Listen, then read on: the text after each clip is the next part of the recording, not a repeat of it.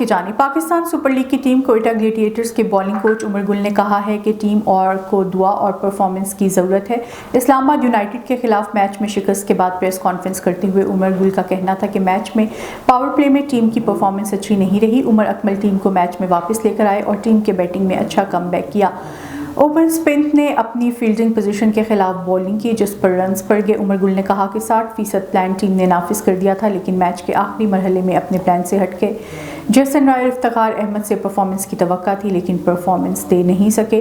Team का combination नहीं बन पा रहा, गैर मुल्की खिलाड़ी भी परफॉर्मेंस नहीं दे रहे। पाकिस्तान 10 पिन बॉलिंग फेडरेशन के ज़ेरे एहतमाम कौमी 10 पिन बॉलिंग चैंपियनशिप का आगाज़ 8 मार्च से होगा। इवेंट में मुल्क भर से मर्द और ख़वातीन खिलाड़ी हिस्सा ले रहे हैं। कौमी 10 पिन बॉलिंग चैंपियनशिप के सदर एजाजुर रहमान ने बताया कि चैंपियनशिप की तैयारियां जोशो खरोश से जारी हैं।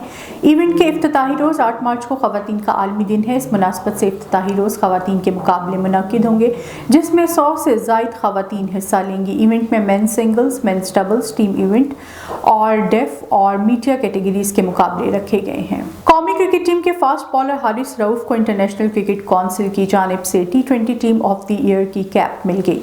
समाजी राब्ते की वेबसाइट ट्विटर पर हारिस रऊफ ने ICC T20 team of the year की कैप और PSL की फ्रेंचाइज लाहौर कलंदर्स की तस्वीर शेयर की हैं। हारिस रऊफ ने अपने पैगाम में लिखा कि आज का दिन मेरी और मेरी टीम के लिए बहुत अच्छा है। मुझे ICC T20 team of the year की कैप मिल गई है।